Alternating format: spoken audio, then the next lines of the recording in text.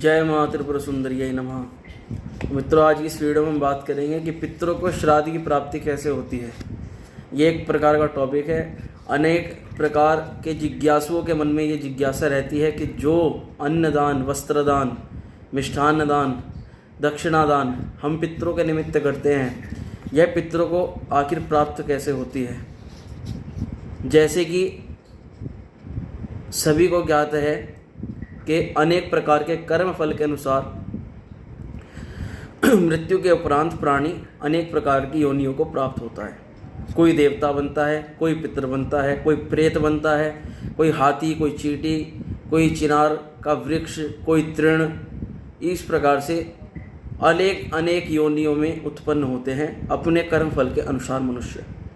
अब श्राद्ध में दिए गए छोटे से छोटे पिंडदान को हाथी का पेट कैसे तृप्त कर सकता है, हाथी का पेट उस छोटे से पिंड में कैसे भर सकता है, इसी प्रकार चींटी इतने बड़े पिंड को कैसे खा सकती है, देवता अमृत से तृप्त होते हैं, पिंड से उन्हें कैसे तृप्ति मिल सकती है। और इन्हीं प्रश्नों का शास्त्र ने संतुष्ट उत्तर भी दिया है। ये इस प्रकार के प्रश्न हैं जो हमारी बुद्धि को भ्रमित करते हैं कि कहीं पिंडदान कोई भ्रम तो नहीं, कोई वैसे ही कोई प्रथा चल रही हो और हम कर रहे हो। नहीं, इसका एक बहुत ही संतुष्ट उत्तर हमारे शास्त्रों ने दिया है।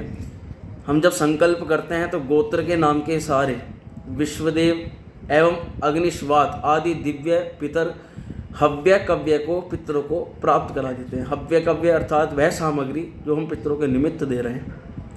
यदि पिता देव योनि को प्राप्त हो गया हो, यानी मरणोपरांत जीव देव योनि में गया हो, तो दिया गया जो भी श्राद्ध है, पिंडदान है, अन्न, उसको वहाँ पर अमृत बन करके प्राप्त होगा। अर्थात हमारा तो दिया हुआ पिंड है, परंतु उसको वहाँ अमृत रूप से ही प्राप्त होगा।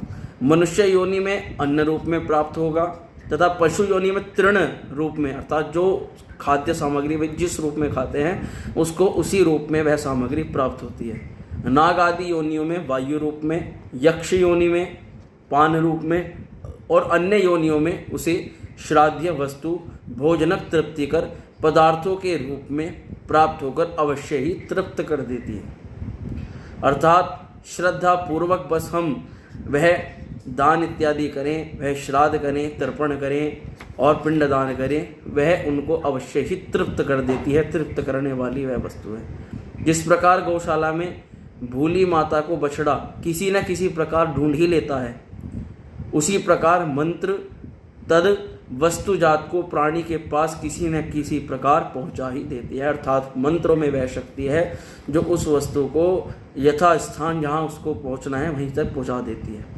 नाम, गोत्र, हृदय की श्रद्धा एवं उचित संकल्प पूर्वक दिए हुए पदार्थों को भक्ति पूर्वक उच्चारित मंत्र उनके पास पहुंचा देते हैं। जीव चाहे सैकड़ों योनियों को भी पार क्यों न कर गया हो, अर्थात चाहे जीव किसी भी योनि में हो, कितने भी कल्प दूर हो,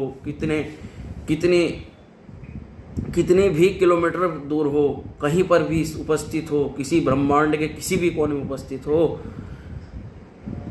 वह वहाँ पर भी जाकर के उसको तृप्ति अवश्य ही मिल जाती है।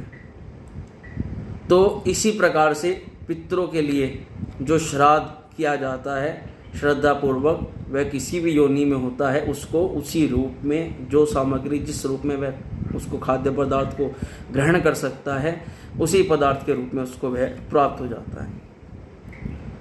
इसी प्रकार नाम, गोत्र, हृदय की श्रद्धा, उचित संकल्प किए हुए पदार्थों को भक्ति पूर्वक मन से यह धारण करना चाहिए कि ये वस्तु, अमुक वस्तु हमारे पितरों को प्राप्त हो।